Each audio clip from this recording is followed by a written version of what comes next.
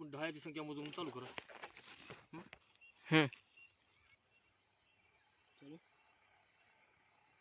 हो. तर आपण आज या प्लॉटची एक शूटिंग घेतलेली आहे आणि गजू गोरे यांच्या प्लॉटची हरभऱ्याची शूटिंग घेतलेली आहे. तर आता त्यांनी ते सीडसाठी चण्याचा जो प्लॉट आहे ग्रीन प्लॅनेटवर केलेला आहे पूर्ण, आणि हे सीडचा प्लॉट आहे. तर आपण काय करू, या हरभऱ्याला एका झाडाला किती माल आहे त्याची थोडी काउंटिंग करूया. हां, तर आपण काय करू, एक झाड काढून बघू. इकडे जवळ एकच आहे पूर्ण झाड. हां इकडून या.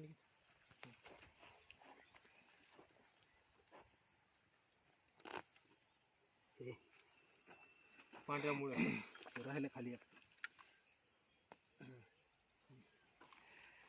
तर हे पहा, त्याचे ब्रँचेस आहेत हे. पडाली सर. आता मोजावं लागेल याला प्रत्येकाने. हां, याला नत्राच्या पण गाठी आलेल्या आहेत. मोजा अर्धा अर्धी. तिघजण मोजू. आपण दोघं तिघजण मोजू. हे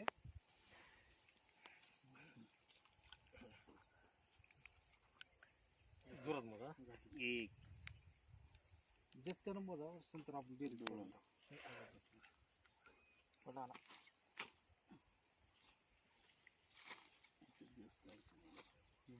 सर हे खूपच अडकलं हो, पडायला खाली. 3 4 5 2 4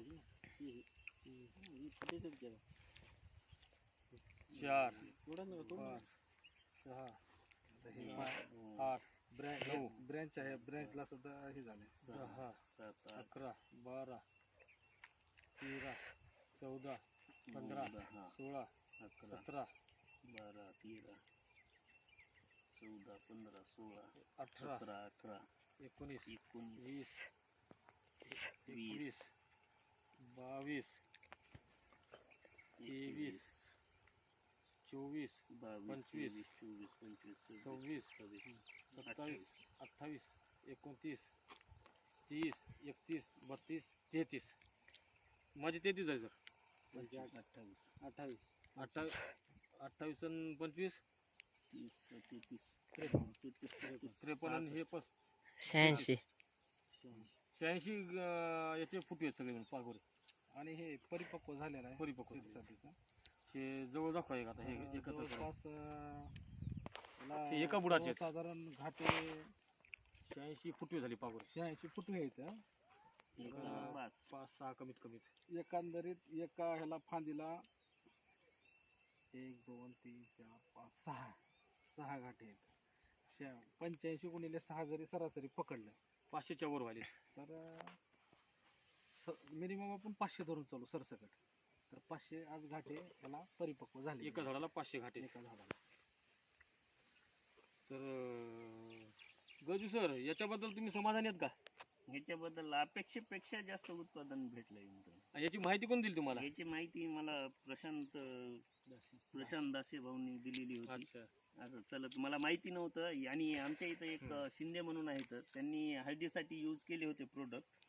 आणि त्यानंतर त्यांनी म्हणले की बाबा अशा ना असं हळदीसाठी यूज करतायत. हळदीसाठी पण मी NPK पहिलं अगोदर वापरत होतो, पण यावर्षी हळदीसाठी पण मी ग्रीन प्लॅनेटचा यूज केलेला आहे. तर आज पक्व अवस्थेमध्ये माझी शेंग झालेली आहे हळदीची. आणि या प्लॉटमध्ये माझी अपेक्षा नव्हती, आणि इतके दाणे पूर्ण शेवटपर्यंत हे दाणे असे भरतील शेंड्यापर्यंत ही मला कधीही आशा नव्हती. हे महत्वाचं आहे. शेंड्यापर्यंतचा दाणा कुठलाही जरी काढला तरी पण तो परिपक्व झालेला आहे. आणि आणखी एक महिन्याचा प्लॉट, 1 महिना लागल. 1 महिन्याच्या नंतर हे बियाणे जे आहे त्याच्यासाठी आपल्याला ते पण अवेलेबल. आता हे आमचं जे मिशन आहे, मिशन काळी आई जमीन वाचवा, रसायनमुक्त शेती विषमुक्त अन्न, या अभियानात तुम्ही सहभागी झालात त्याबद्दल धन्यवाद. नमस्कार.